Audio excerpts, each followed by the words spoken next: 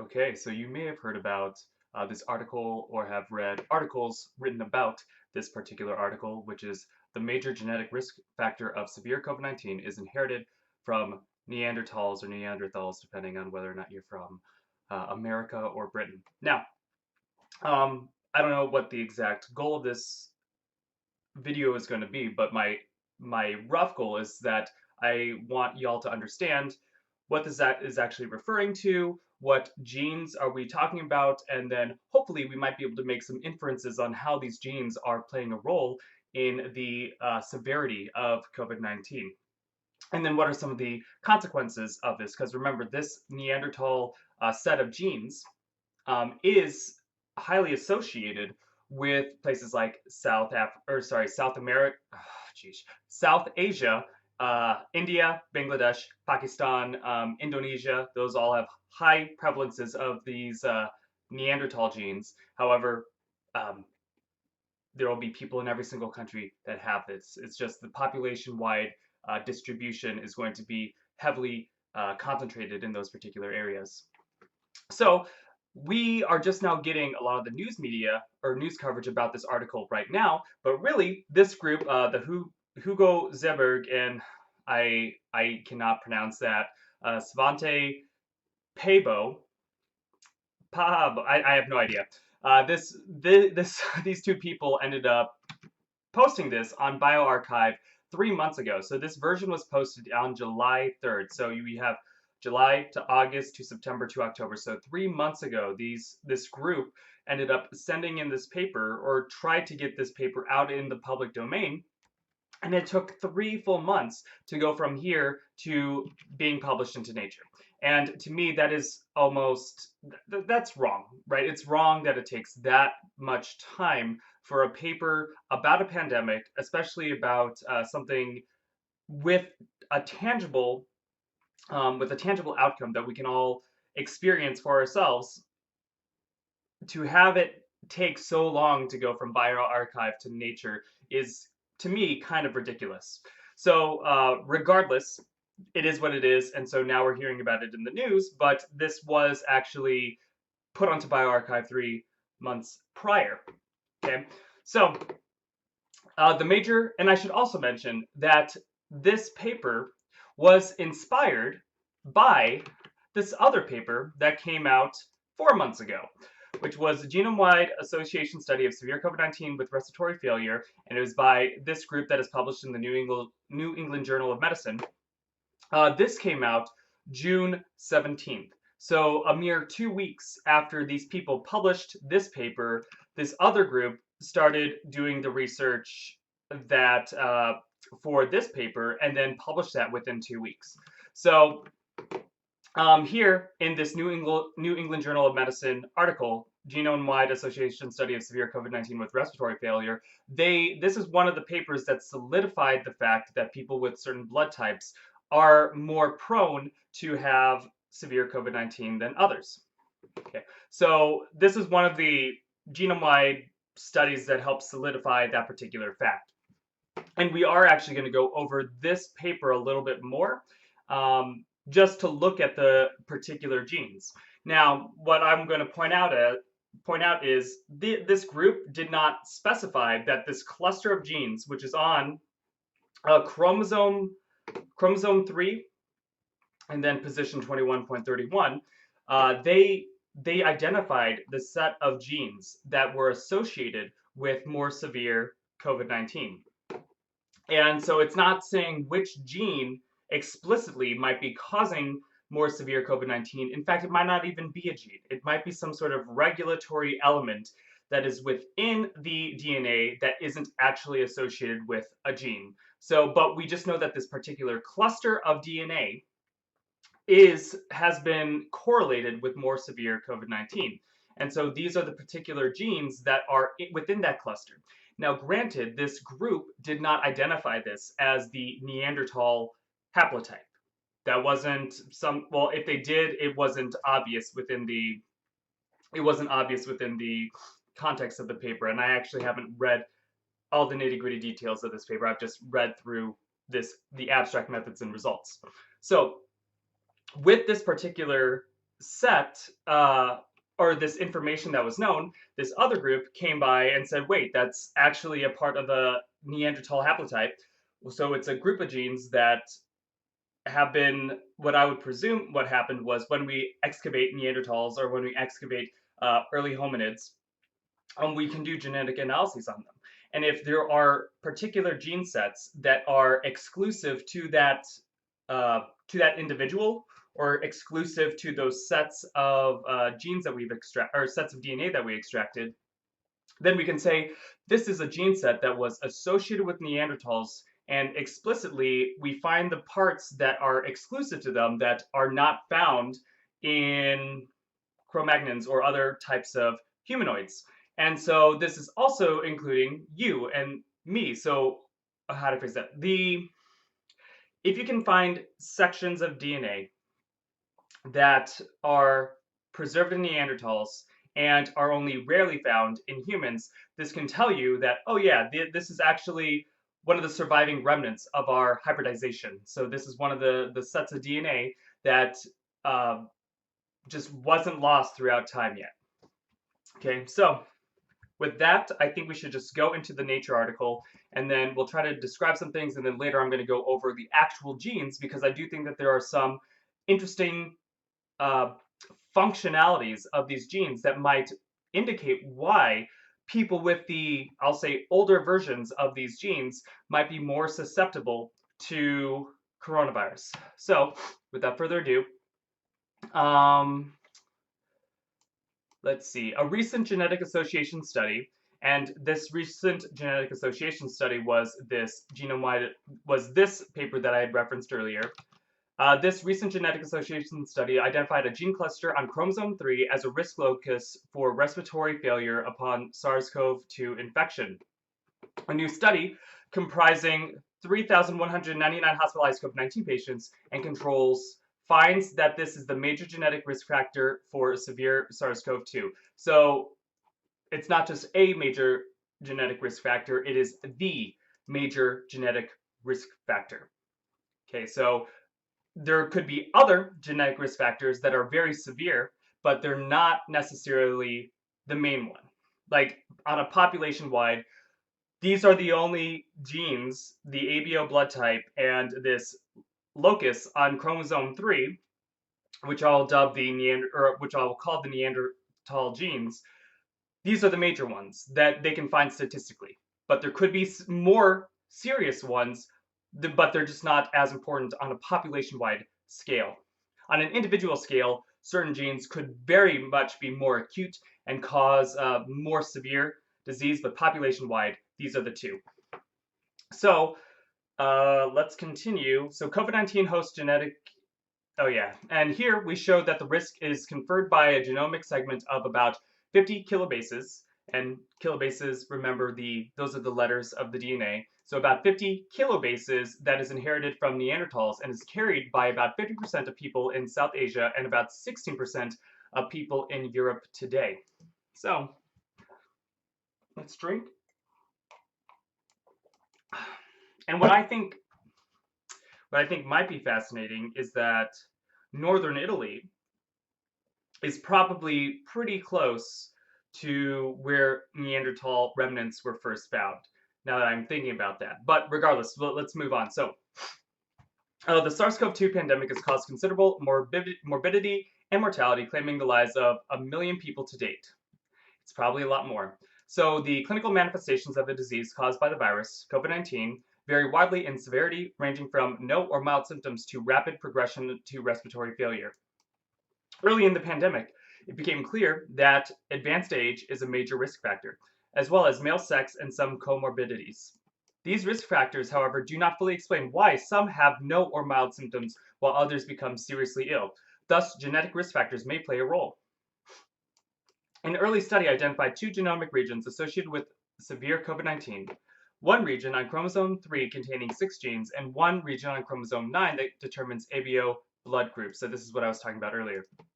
Recently, a new dataset was released from the COVID-19 Host Genetic Initiative, where the region on chromosome 3 is the only region significantly associated with severe COVID-19 at the genome-wide level.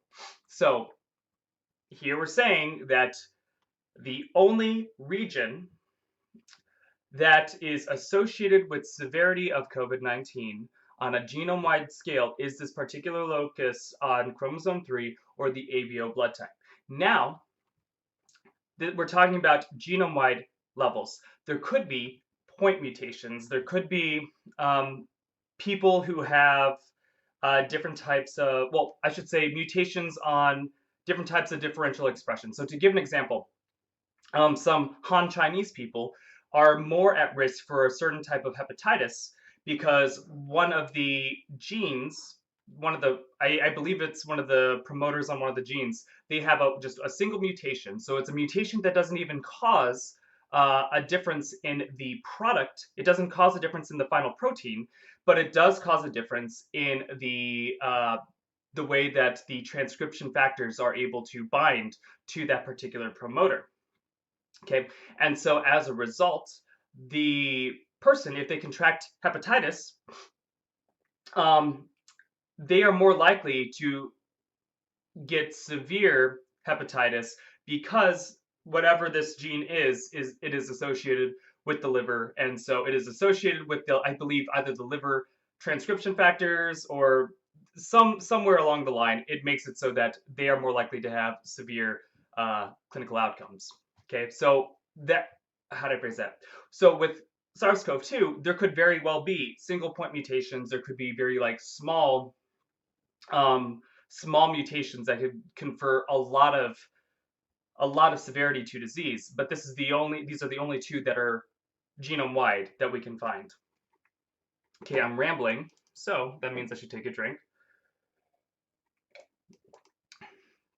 Anyways, the risk variant in this region confers an odds ratio for requiring hospitalization of 1.6. So basically, if you have this risk variant in this region, you are more likely going to have a 1.6 chance of requiring hospitalization over some random person. And so it's going to be 60% higher, basically. So the genetic variants, which are most associated with severe COVID-19 on chromosome 3, are all in high linkage disequilibrium. To elaborate, they are all strongly associated with each other in the population. Okay, so the reason why they are all very strongly associated with each other have multiple reasons, but one of the main reasons is they are located close together. So when it comes to your genes that are being exchanged, or how to phrase that, when you get chromosomes from both of your parents and you start making your own sex cells, those sex cells will undergo a process of splicing those two different those two different chromosomes together. So mixing and matching. That way, your progeny can have not just the mixing that is associated with creating the sex cells, but they can also have some mixing associated with the sex cell, with the different chromosomes mixing and matching within themselves. Now, this process isn't like a perfect shuffle because you can't, it would be way too much work to literally go through every single letter of your DNA and then mix and match randomly. So rather than doing letter by letter, they do segment by segment. And so because of this, certain segments are more likely to be associated, or how to phrase that, so certain genes might be, on a population-wide level, are going to be more likely to be associated with each other, or I should say certain different types of alleles are going to be more associated with each other explicitly because they're close to each other. So that's one thing. Now, another thing that could be happening is there could be some fitness disadvantage if those set of genes, which may have co-evolved and optimized to be with each other, there could be some genetic disadvantage if those genes were to ever be split and separated from each other. So it is possible that there could be, if it does end up splitting, then the child is going to be less likely to be able to reproduce. That would be one of the things that can help keep genes close together, or help keep genes or certain types of alleles close to each other rather than splitting and mixing and matching with the rest of the DNA. So, continuing, this also spans 49.4 thousand bases. This core haplotype is furthermore in weaker LD or linkage disequilibrium with longer haplotypes of up to 333.8 kilobases. So here they're talking about the 50 kilobase pair core of a certain number of genes that are associated with the Neanderthal what would you call it? That they're calling it the Neanderthal haplotype. So that's the core. However, this would be, we could call it the smallest unit of it that refuses pretty much to split up anymore.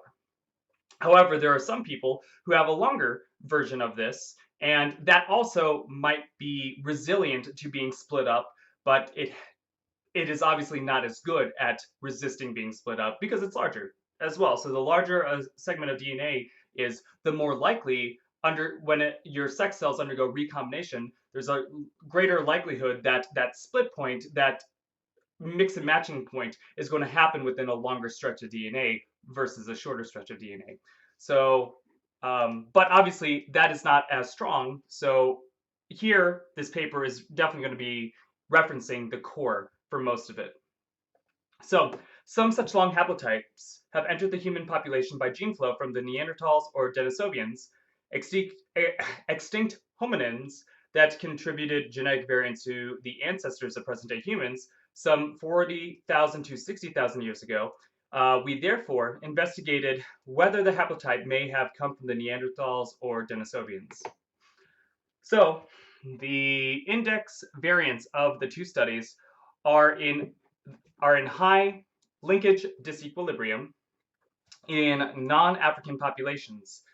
We found the risk of alleles of both these variants to be present in the homozygous form of the genome in the Vindija, I don't know how to pronounce this, I'm sorry, the Vindija 33.19 Neanderthal, which is about a 50,000-year-old Neanderthal from Croatia in southern Europe. Okay, so you know what? And let me think about how far away is Croatia from Italy. So let's look up Croatian map. Well, dang. Well, that's interesting. It's basic.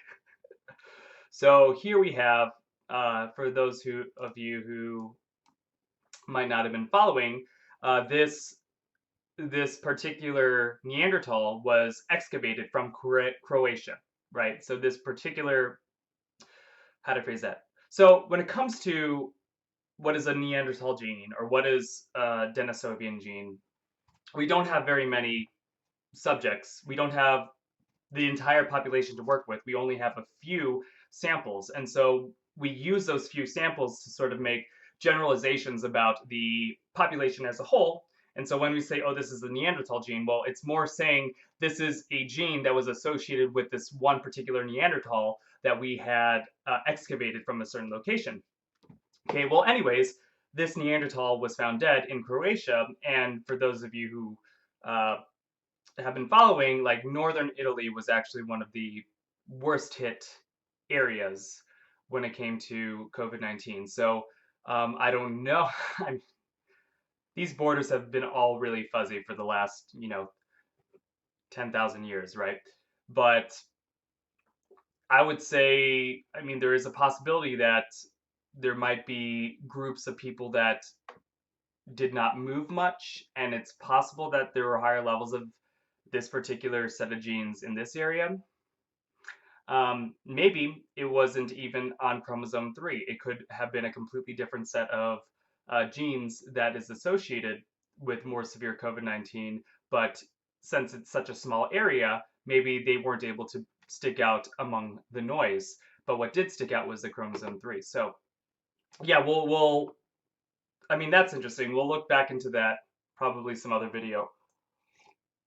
Anyways, of the 13 single nucleotide polymorphisms constituting the core haplotype, 11 occur in a homozygous form on Vindija 33.19 Neanderthal. 3 of these variants occur in Altai, which I believe is another excavated Neanderthal, as well as, I can't pronounce that, I'm sorry. So these Neanderthals, both of whom come from the Altai Mountains in southern Siberia and are, well, 120,000 and 50,000 years old, respectively, while none occurs in the Denisovian genome. So what they're saying is 11 of these mutations are present in this particular Neanderthal, which is about 50,000 years old, but and 3 of these variants occur in Altai, and 3 of them occur in Altai and as well as this other Neanderthal. So these Neanderthals from further away have 3 at least. So I wonder if it's the 3 plus 8. Wait, 3 plus, yeah. So I don't know if that there might be one that is common. That's actually kind of ambiguous the way that they worded that, but we'll keep on going. So in the 333.8 kilobase haplotype, the alleles associated with risk for severe COVID-19 similarly match alleles in the Vindija 33.9 Neanderthal genome. So thus, the risk haplotype is similar to the corresponding genomic regions in the Neanderthal from Croatia and less similar to the Neanderthals from Siberia. So we next investigated whether the core 49.4 kilobase haplotype might be inherited by both Neanderthals and present-day people from the common ancestors of the 2 groups that lived about 500,000 years ago.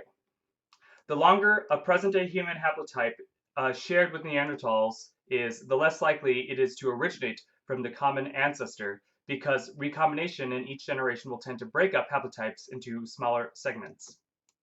So this is what I was talking about earlier. So the longer time, the longer you wait, the more likely that particular gene segment is going to end up being split through recombination. So that's one thing that can cause a segment to split apart. Another thing is the longer that the segment is, the more likely that the longer segment is going to be split up into different smaller segments. So assuming a generational time of 29 years, the local recombination rate of this, a split between Neanderthals and modern humans of 550,000 years, and interbreeding between the 2 groups about 50,000 years ago, and using a published equation, we exclude that the Neanderthal-like haplotype derives from the common ancestor. So, yeah. So rather, they're saying that it's much more likely that this came in to the population after the common ancestor of Neanderthals and modern humans, or at least the pre-modern humans, there was a common ancestor and then they split apart, right? Now they're saying that this particular gene segment is very, very, very unlikely to be associated with the common ancestor, but more likely to be associated with by interbreeding between the Neanderthals and the common humans. And so that's one of the ways that we say that this gene is associated with Neanderthals, because it is, how do I phrase that? Because it was exclusive to the Neanderthals before we started interbreeding.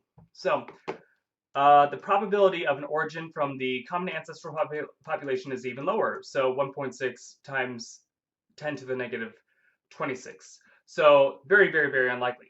The risk haplotype thus entered the modern human population from the Neanderthals. This is in agreement with several previous studies which have identified gene flow from Neanderthals in this chromosomal region. So the close relationship of the risk haplotype to the Vindija 33.19 Neanderthal is comparable with this Neanderthal being closer to the majority of the Neanderthals who contributed DNA to present-day people than the other 2 Neanderthals. So what they're saying is this 33.19 Neanderthal has contributed more of their DNA to the current human population than the other 2 Neanderthals that were found in Siberia. So a Neanderthal haplotype present in the genomes of people living today is expected to be more similar to a Neanderthal genome than to other haplotypes in the current human population. Oh, so yeah, basically what they're saying here is when they did the mixing and matching, the interbreeding of the Neanderthals and the modern humans, um, the amount of time that has elapsed since that has happened means that the genes that were taken from the Neanderthal is probably going to have more similarities with, or how to phrase that?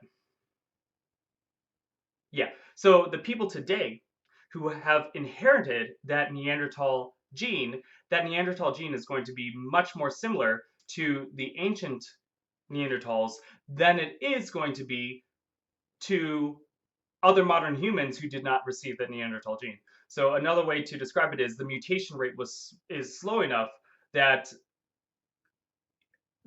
people who have inherited these Neanderthal genes are much more Neanderthal or ancient Neanderthal like than they are modern human like for those particular genes. So to investigate the relationship of the 49.4 kilo base haplotype to Neanderthal and to other human haplotypes, we analyzed all 5,008 haplotypes in the 1,000 Genomes Project for this genomic region. We included all positions which are called in the Neanderthal genome and excluded variants found on only one chromosome and haplotypes seen only once in the 1,000 genome data. This resulted in 253 present-day haplotypes containing 450 variable positions. Figure 2 shows a phylogeny relating such haplotypes found more than 10 times. We find that all risk haplotypes associated with severe COVID-19 form a clade with the 3 high-coverage Neanderthal genomes. Within this clade, they are more closely related to Vindiha 33.19 Neanderthal. So, how do I phrase that? I actually would have a very hard time deciphering what exactly all this information is because this is outside of my field significantly. But what I do want to mention is they overlaid the population. They went through their genes, and here, this dotted line, this is where they said this is significant. And as you can see, there is a signal right here. I wouldn't be able to tell you what that signal is, so please don't ask me. But here we have zoomed in on to the chromosome 3 location. Oh, and what I should also say is this is the entire DNA. So here is chromosome 1, chromosome 2, 3, 4, all the way down to 22. And they're excluding XY, I presume, because they don't really exchange that much. But here, I should also mention that the chromosomes are numbered based on size. So here you can see chromosome 1, since it's the largest, it is the widest. Chromosome 2, a little bit thinner, 3 thinner, 4 thinner, all the way down to 22 being the thinnest. Now, here we zoom in onto chromosome 3, and basically we are looking at the base pairs, and there seems to be a correlation with severity of COVID-19. Right, so linkage disequilibrium between the index risk variants and genetic variants in the 1000 Genome Project red marks genetic variants where alleles are considered to the risk variant, and the risk alleles match the Vindiha 33.1 Neanderthal genome. The core Neanderthal haplotype is indicated by a black bar.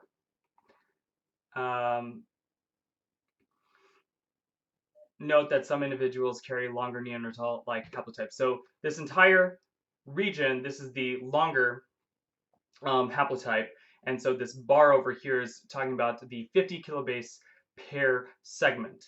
So as you can see, this okay, I won't be able to decipher all of that. I apologize. So among the individuals of the 1000 Genomes Project, the Neanderthal-derived haplotypes are almost completely absent in Africa, consistent with that gene flow from Neanderthals into African populations, saying that it was limited and probably indirect. So the Neanderthal core haplotype occurs in South Asia at a frequency of 30%, in Europe at 8%, and among admixed Americans at 4%, and at a lower and at lower frequencies in East Asia. The highest frequency occurs in Bangladesh, where more than half of the population carries at least one copy of the Neanderthal risk haplotype, and 13% is homozygous for the haplotype. The Neanderthal haplotype may thus be a substantial contributor to COVID-19 risk in certain populations besides other risk factors, most notably advanced age. In apparent agreement with this, individuals of Bangladeshi origin in the UK have about 2 times higher risk to die from COVID-19 than the general population. So the hazard ratio is 1.7 to 2.4, so that's pretty close to the 1.6 that we read earlier. So it is striking that the Neanderthal risk haplotypes occurs at a frequency of about 30% in South Asia, whereas it is almost absent in East Asia. This extent of difference in the allele frequencies between South Asia and East Asia is unusual and indicates that it may have been affected by selection in the past. So indeed, previous work has suggested that the Neanderthal haplotype has been positively selected in Bangladesh. At this point, we can only speculate about the reasons for this.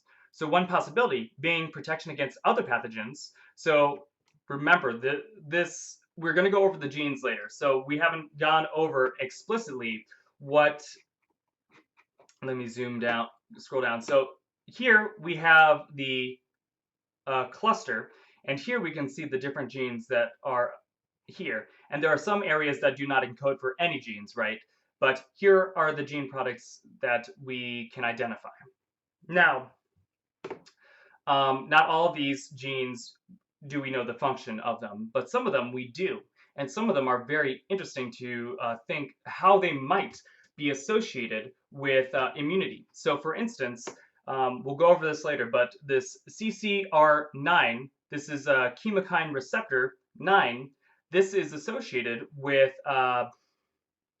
if I remember correctly, thymocytes or T cells. This is associated with the basically getting the T cells to migrate properly. So if you have a different type of gene for this, your T cells might react differently. And so we do have a pretty good indication that how your T cells respond is probably going to be extremely important for, well, T cells are important for every disease that you contract, right? So it's not as if this is unique with SARS coronavirus, right?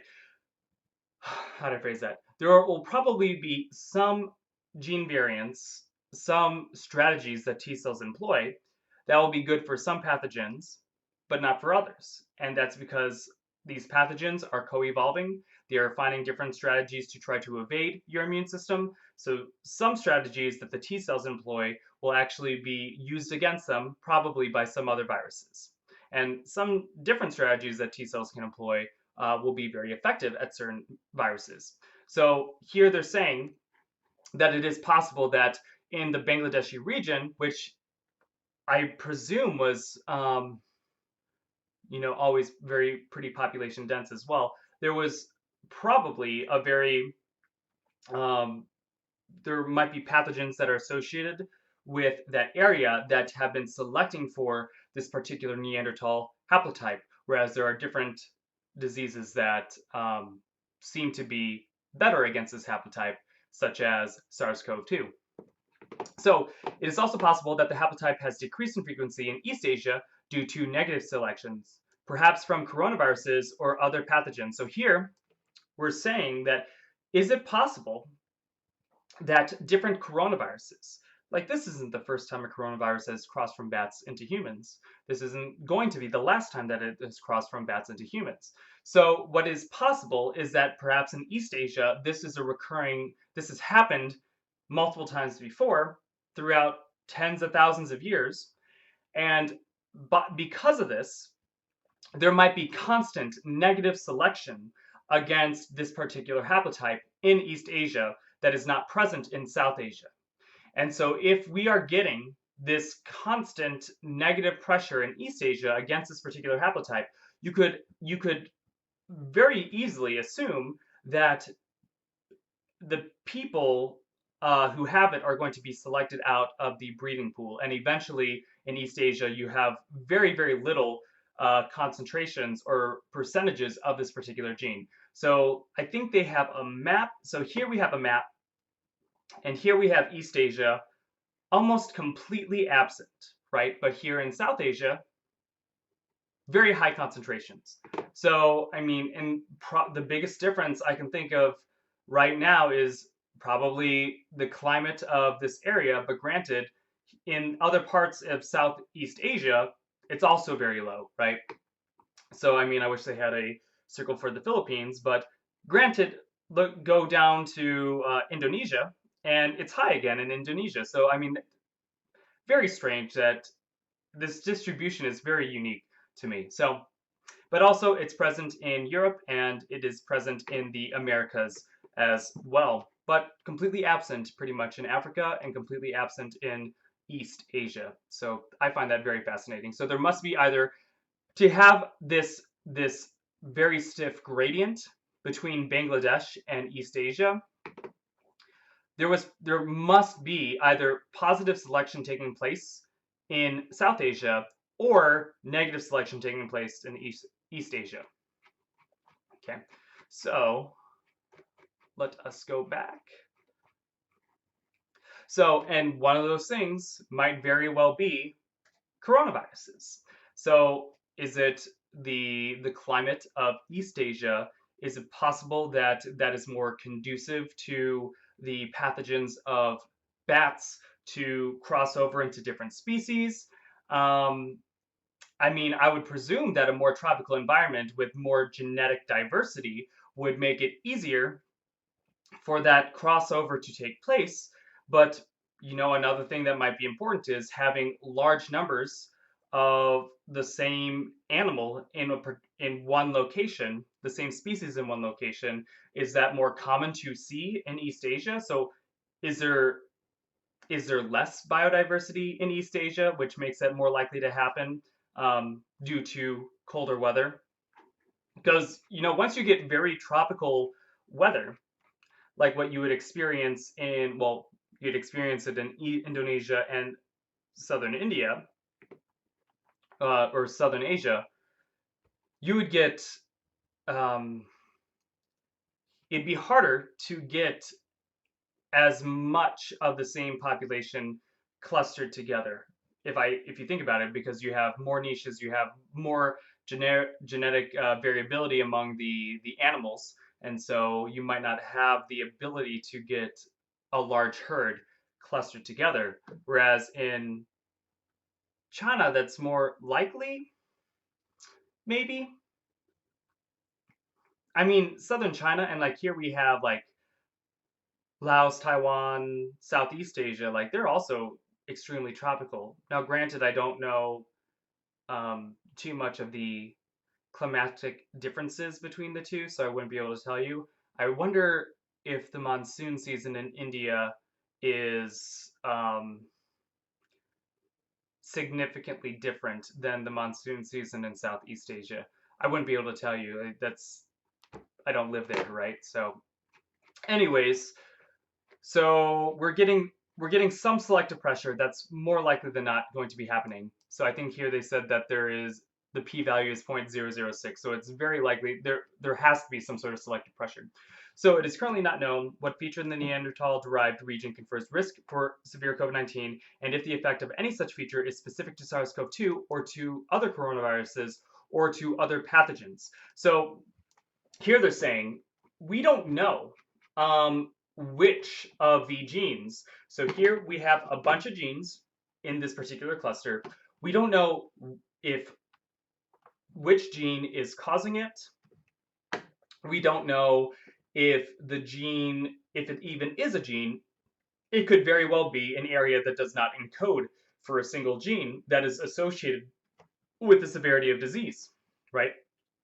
Or you can mix and match those statements. It could be multiple genes. It could be multiple areas and non-coding regions. It could be in some genes and in some non-coding regions. So, but basically there is something in this group, at least one thing in this group that is statistically causing, that is statistically significantly correlated with more severe COVID-19. So what is it?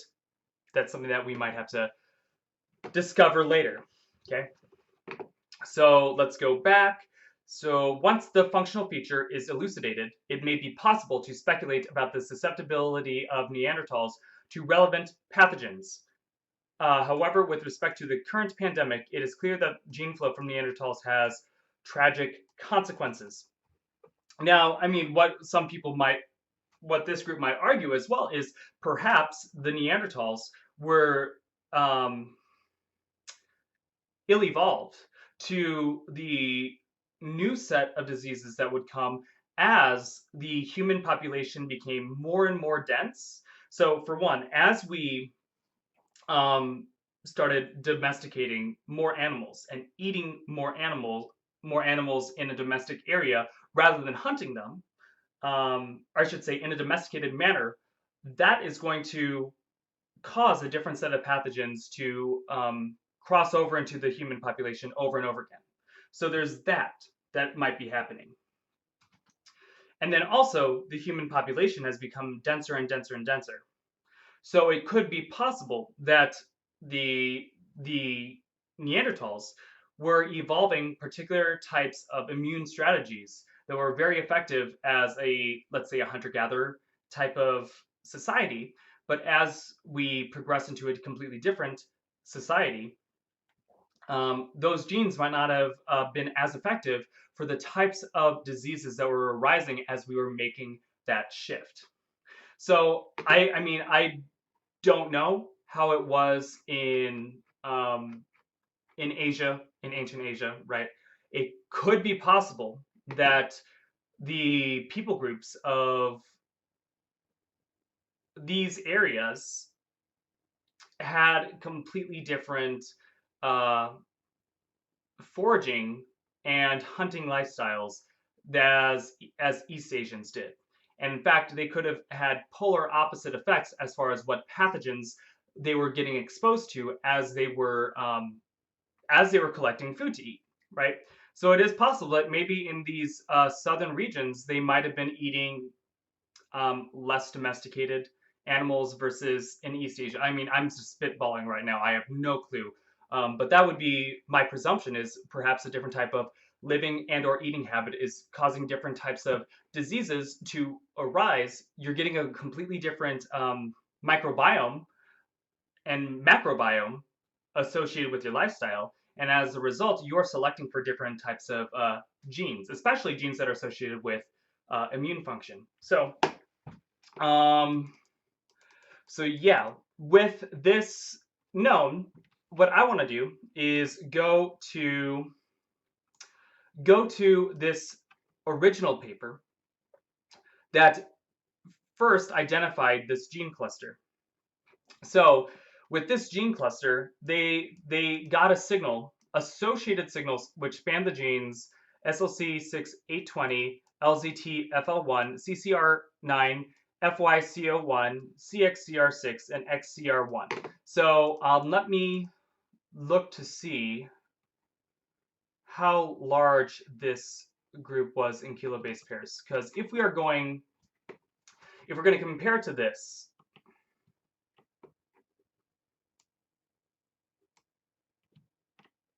so here we go. They are starting with SLC6820. So SLC6820, and I don't think they have talked about, so LIMD1 and SACM1L, these are absent in it. I believe that these are still associated with the Neanderthal gene, but in the extended Neanderthal haplotype. So it is possible that these are within the haplotype, the extended one, but they're not in the haplotype region that is most correlated with severe disease, because they're not included in this set of genes.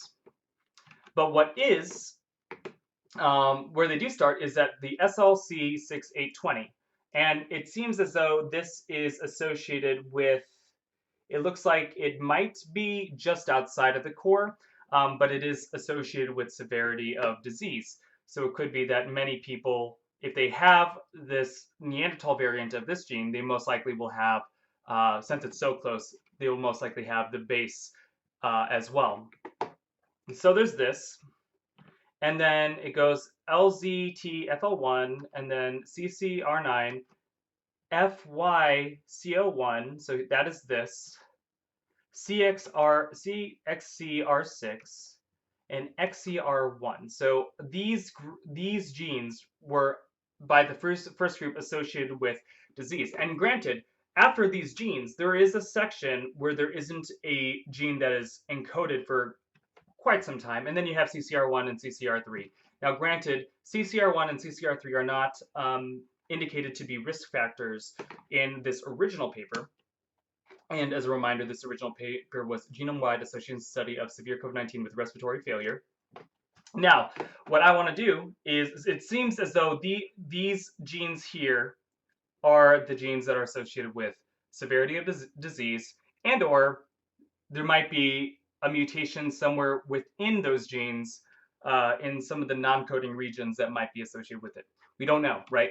But what we can do is we can make assumptions, right? We can look at what these genes are. So what I'm going to do right now is I'm just going to search up the genes one by one. And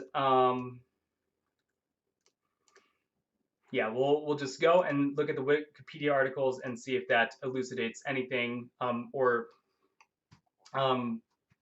shows anything that might be of interest to us. So solute carrier 6A20 is a protein which is encoded by this gene, and then the function is it transports small hydrophilic substances across cell membranes and is mediated by substrate-specific transporter proteins, which have been classified into several families of related genes.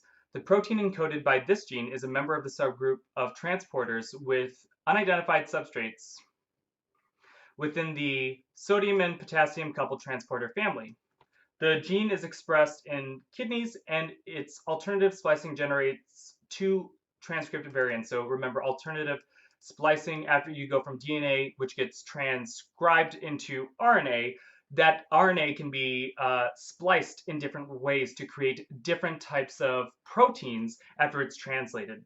So mutations in this are associated with aminoglycinuria, which is a disorder of renal tube failure or kidney failure, which is affecting the reabsorption of the amino acid glycine and the amino acids proline and hydroxyproline. And this results in excess urinary excretion of all of these acids. So rather than reabsorbing the amino acids from your bloodstream, you just urinate them away. Hence, in urea, that means that it's in the urine. So that makes sense. So, I mean, that doesn't seem like much. Just know that this particular protein is probably associated with the transport of amino acids in the kidney. But remember, the kidney is well, it's not saying much to say that it is an organ that is targeted by severity of disease, but it is. It's one of the organs that's targeted by COVID-19. However, it's not, that could be a result of the blood clots. It could be a result of any of the many different types of pro-inflammatory responses that we get from COVID-19. So there's all that. I don't see anything here that really stands out, and this is just to brush through it. So that's SLC6A20. So here we have LZTFL1. And I don't believe it has a Wikipedia page. Now, 1 second. So let's go to Wikigenes, maybe.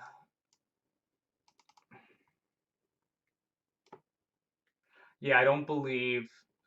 So this is a transcription factor-like protein. However, I do not. So it's a transcription factor-like protein. So in of itself, it could be a transcription factor. However, that is not. It seems as though the actual function of this is not known yet. It is possible that this transcription factor, or this thing that looks like a transcription factor, might very well be a transcription factor, and having a mutation in it might result in completely different, might result in differential expressions of other proteins that aren't on this cluster.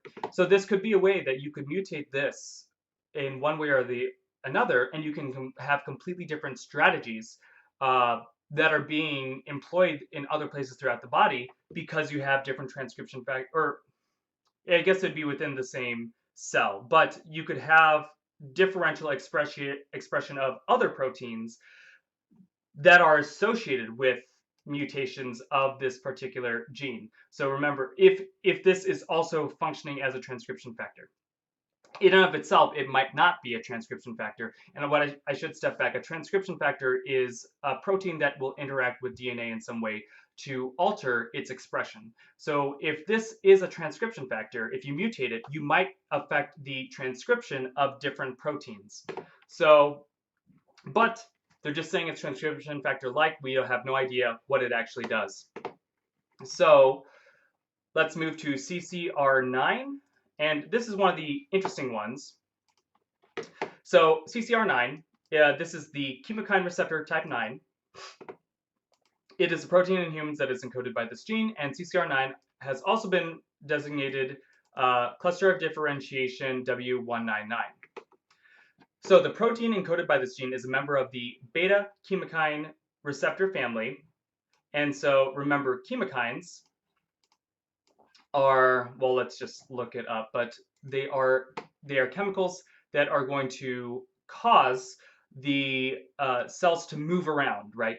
So chemokines are a family of small cytokines, so cellular signals, or signaling proteins secreted by cells, and their name is derived by their ability to induce direct chemotaxis, or the movement in the presence of a chemical into nearby responsive cells, and they are called for their chemotactic cytokines. So that's what a chemokine is.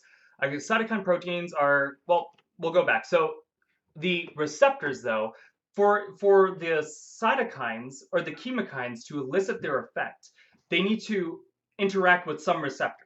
And so this is the CCR9. This is one of those receptors that can interact with cytokines or chemokines, and then this can tell the cell whether or not to move or not. So that's a way that you go from the signal to the actual movement. So it is predicted to be a 7 transmembrane protein similar to the G protein coupled receptors. Just know that this means that there are 7 alpha helices that go, if this is your cell membrane, then you have alpha helices that go through it. And so you would have the chemokine come in, bind to the receptor, which has these 7 alpha helices, and then it will transduce the signal to the inside of the cell. So let's see. So, and their receptors play a key. Oh, this is key regulators of thymocyte or thymocytes. These are the cells of the thymus, or the cells that will end up differentiating into T cells. So T cells, an extremely important part of the immune system. The CCR9 and other chemokines and other chemokine receptors, these play an absolutely integral role in the proper movement of thymocytes into the thymus, right? So the specific ligand of this receptor is CCL25. So, and this one is believed to play a role in the development of T cells. It is also chemotactic for thymocytes, macrophages, and dendritic cells. Macrophages are the cells that eat other cells in the immune cells that eat other cells and other debris in the body, right? So, and it has been found that this gene is differentially expressed in T lymphocytes of the small intestine and colon. Suggested a role in thymocyte recruitment and development that may permit functional specialization of immune response in different segments of the gastrointestinal tract.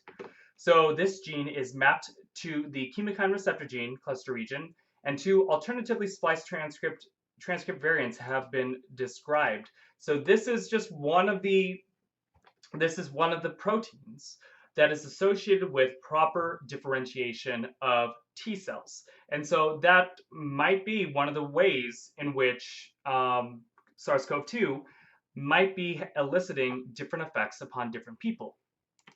So if you had a mutation here, that might be making you more susceptible. So there is that. Let's X that out. Let's go to FYC01 and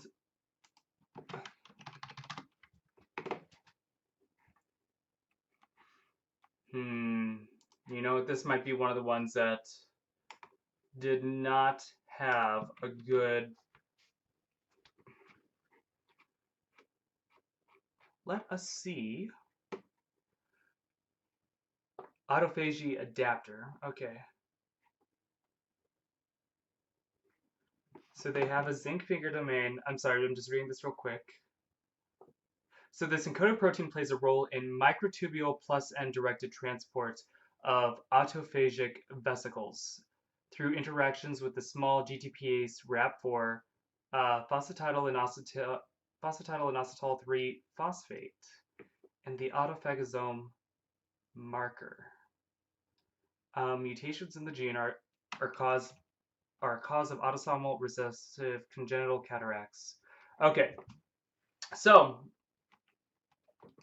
when your cells, this might be important. So when your cells are undergoing autophagy, or they're breaking apart their own proteins in order to recycle material, this is also plays an important role in stopping viruses, right? So if your cells are getting the signals to break apart or destroy their own proteins, that could have positive and negative effects on virus replication. Mostly negative. I believe that is one of the main ways that we combat viral replication is to put the proteins into autosomes, but then that's also how I guess it's the lysosomes that a lot of viruses use to undergo their proper processing. I'm gonna think about this for a hot second. Let's get a photo of what an autophagic vesicle is.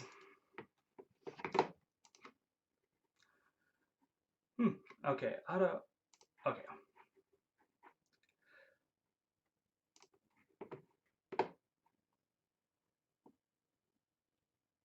Yeah, so the autophagosome goes into the lysosome, so that does make sense. So what happens in your cell is you will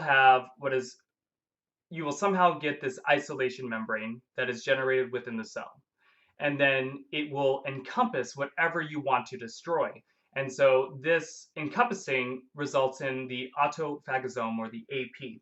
And then this autophagosome gets transported by microtubules to wherever it needs to go. And so frequently this is the lysosome, where the lysosome causes lysis. This has a bunch of proteins in it that will destroy, it has a bunch of enzymes and it's acidic, and so it'll destroy or digest the proteins that gets put inside of it, right? So the autophagosome gets transported to the lysosome, and this is mediated through microtubules, or small tubes, okay? So let's see if there's anything here that I should talk about. So macroautophagy, microchaperone mediated autophagy. Nope, I think this is what I'm just going to leave it at that for now. So autophagy, just know that is eating your own, or eating yourself. That's what cells do to recycle proteins or destroy things that they don't want to have in them anymore. Now, this gene that we were talking about earlier, the FICO1, this gene, this protein plays a role in microtubule plus ended direct transported of autophagic vesicles. So basically, it will interact with the microtubule and interact with the autophagic vesicles to move them towards the plus end of a microtubule. So that is interesting. So microtubules have a plus end and a minus end, and just know that it'll move things in one particular direction on the microtubule. So, I mean, that could play a role in, say, if you have viral, if you have a viral infection and you're wanting to destroy the viral proteins during autophagy, having the right variant of the gene might be beneficial or not beneficial for a proper immune response or a proper cellular response. So there's that. That could be one of the things that is happening. So some people with this Neanderthal haplotype might be more susceptible or might not be able to do it as well as the modern human haplotype is. So then we have CXCR6. So let's search for this one. Now this is one that I think is probably very important. So this is a protein in humans that is encoded by the CXCR6 gene and has recently been designated CD186. So the CXCR6 has been identified as an entry co-receptor used by HIV and SIV to enter target cells in conjunction with CD4. So this is another chemokine receptor, and remember the chemokine receptors are important in the movement of cells in response to a chemical signal, right? So this particular receptor is not only doing that, but it is also important for HIV and SIV to get those into their target cells. So just know that this is one of the receptors that has been abused by viruses to gain entry into certain cell types. So most SIV strains can use CXCR6, and recent evidence that suggests that monkeys that serve as the natural host of SIV, it might be a co-receptor. So what?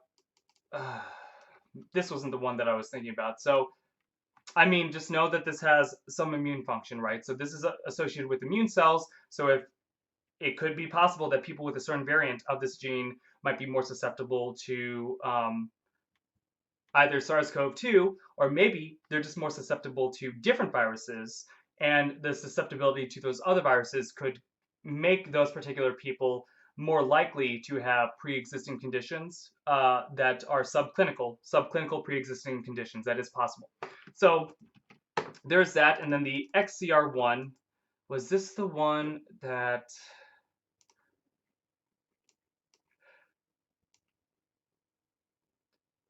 Yes, so this is the one that I personally believe might be the most important. We'll see. So the XCR1, this is a C subfamily of the chemokine receptor. So this is another chemokine receptor. So that out of the 6 that we've looked at, 3 of them are receptors for chemokines. And so it is possible that these chemokine receptors, all of them play an important role in immune function, and all of them play a role in a proper response of the immune function. So, and just movement of cells in general. So we would expect, very, very likely actually, that if there is a cluster of genes that are associated with each other, they're probably, well, for one, they're co-evolved with each other. So they probably have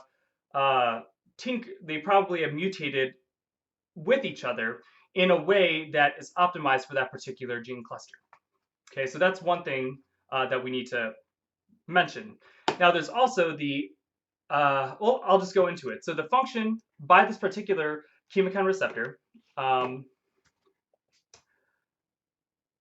family of members are characterized by the presence of 7 transmembrane protein domains and numerous conserved amino acids. This receptor is most closely related to RBS11 and MIP1 alpha, this receptor, whatever. So it transduces a signal by increasing the intracellular calcium ion levels, and the viral macrophage inflammatory protein 2 is an antagonist of this receptor and blocks signaling.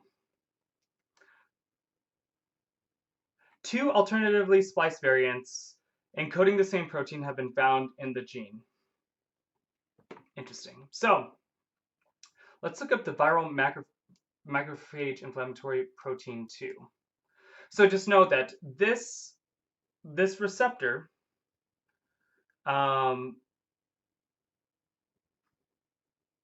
will increase, if it's activated, it will increase calcium ion levels within the cell, which can cause movement within the cell.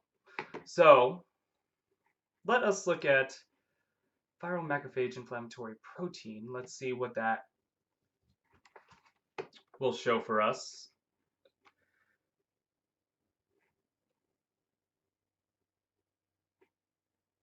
It differentially affects adaptive mucosal immunity compared with its mammalian counterparts.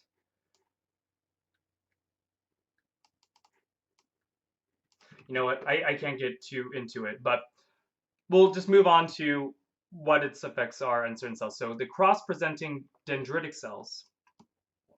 So for those of us who aren't aware, the dendritic cells, these are the cells that look like trees, and they are antigen-presenting cells. So what they do is they pick up antigens from the environment, and then they present them out to the environment again. And these dendritic cells play an extremely crucial role in maturing T cells from their naive state into their mature state.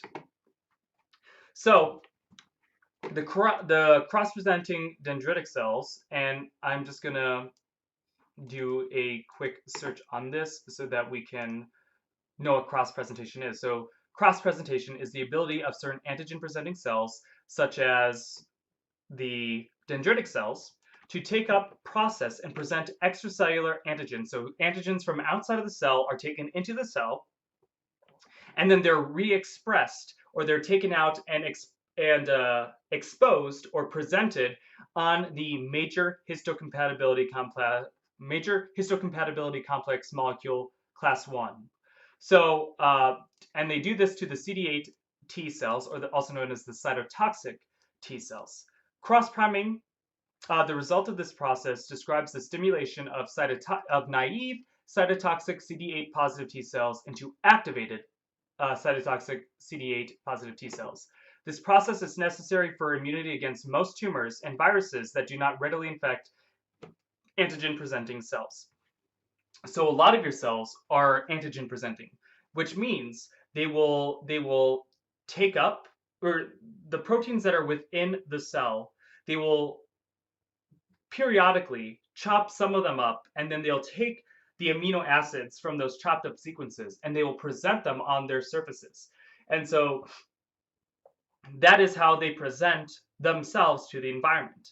Now, if a cell is antigen presenting and it is infected with the virus, what will happen is some of the virus protein will be broken up and some of the amino acids of the viruses are presented on the surfaces as an antigen. And then your immune system will recognize that this amino acid sequence is novel, it is new, and it is, since I'm seeing it on the cell, that probably means the cell either has a severe mutation, or it's a part of a tumor, or it's been infected with a virus. So I need to destroy it. And this is where these cytotoxic T cells play an extremely valuable role at killing those antigen-presenting cells. Okay, so there's that. Now there are some tumors that do not present any antigen or any major histocompatibility complex molecules.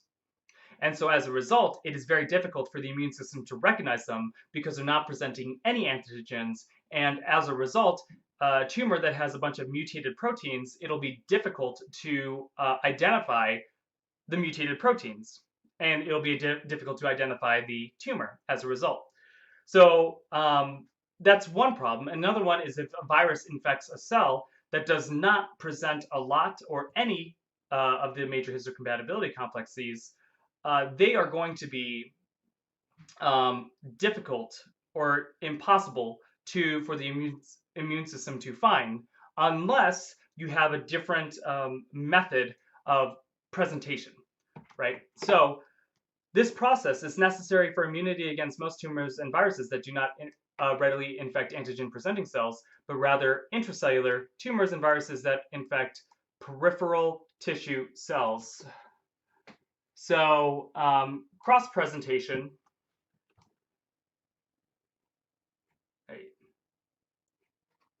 Okay, cross-presentation is also required for the induction of cytotoxic immunity by vaccination with protein antigens, for example, tumor vaccination. So cross-presentation is of particular importance because it permits the presentation of exogenous antigens or antigens from outside of the body or outside of that particular species, which are normally presented on major histocompatibility 2 complexes on the surfaces of dendritic cells, to also be presented through MHC1 through the MHC1 pathway. So the MHC1 pathway is normally used to present endogenous antigens that have infected a particular cell. However, cross-presentation cells are able to utilize the MHC1 pathway in order to remain uninfected while still triggering an adaptive immune response of activated cytotoxic CD8 positive cells against infected peripheral tissue cells. So this is a way, so cross-presentation cells are able to take proteins from different from outside of them and then present them on their surfaces on the MHC class 1 versus the MHC class 2. Now, it's getting a little, how do I phrase that? It's getting a little overly technical right now, but just know that dendritic cells play an extremely invaluable role in this process. And this causes, this is allowing T cells to be activated when they would otherwise not be activated. So, let us continue. So the cross-presenting dendritic cells in the spleen develop into XCR1 positive dendritic cells in the small intestine. So the T cell zones of the Peyer's patches, and I don't know that, and the T cell zones and sinuses of mesenteric lymph nodes, just know that the spleen cells, they go into these different areas and they become XCR1 positive. So XCR1 positive dendritic cells specialize in cross-presentation of orally applied antigens. So the integrin SIRP alpha is also a differentiating factor for XCR1 dendritic cells. Wait.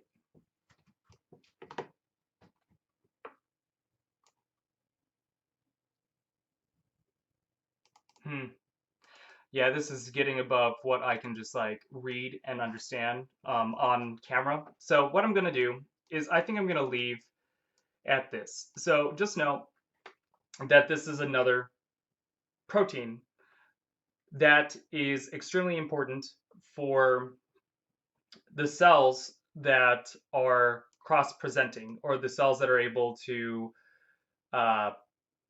basically activate the immune system.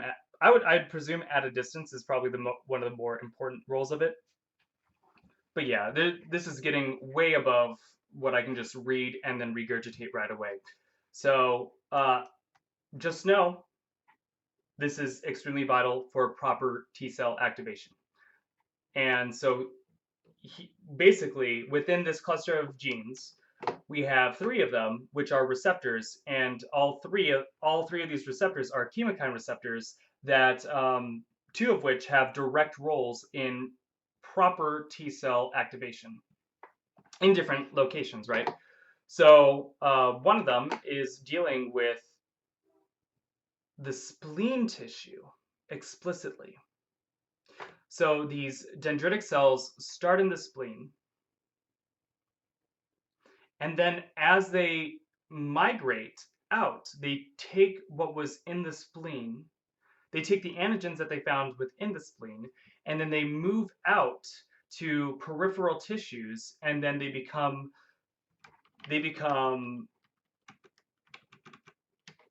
XCR1 positive. And then this, is that right?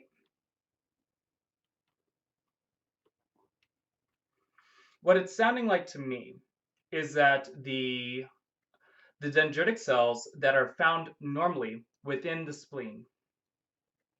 So for those of you who aren't aware, the spleen is sort of the graveyard of the cells, or graveyard of erythrocytes or red blood cells. And it's very, very nutrient dense. It's an extremely nutrient dense area because it's a bunch of dead red blood cells that are being recycled so that you can recollect the iron from it. And that's one reason why you don't have to continually eat large amounts of iron, because your body recycles it over and over again. Now, what I'm thinking here is that you have you have dendritic cells within the spleen. And if theoretically, I mean, I'm personally of the belief that the spleen is preferentially targeted by SARS-CoV-2 in order to liberate a lot of those free iron free iron atoms or ions back into the bloodstream. And as a result, that helps with the duplication of the viral replication machinery. Now, if you have these dendritic cells within the spleen, and there's a lot of SARS-CoV-2 in the spleen, if you wanted to be better at fighting SARS-CoV-2, then the dendritic cells would uptake the antigens that they see in the spleen, and then they would migrate to other areas of the body to help activate the what do you call it? The immune system, the T cells on other parts of the body. So that would be one way that you could fight the SARS-CoV-2 coronavirus or other coronaviruses more readily. So if someone was a Neanderthal, then they would have a different variant or a different strategy for this particular process. So maybe it's not as fast, or it's too fast, or things just don't activate the exact same way. So it is possible that if someone contracts SARS-CoV-2, their spleen gets attacked, then the healthiest person will have a very proper dendritic cell response, which would then result in a very proper T cell response. Whereas someone with gene variants that aren't as likely to be beneficial, those dendritic cells don't activate the exact same way. That might actually be a very plausible strategy for why SARS-CoV-2 is worse in some people versus others. You know what? I'm going to leave it at that. I don't think I will be able to go any more in depth. Just know that this is a receptor that is associated with dendritic cell chemotaxis. So, explicitly, the spleen dendritic cell chemotaxis. So, yeah, with that, I am going to leave because I think that we have gone over more than enough information for, well, more than what we needed, right?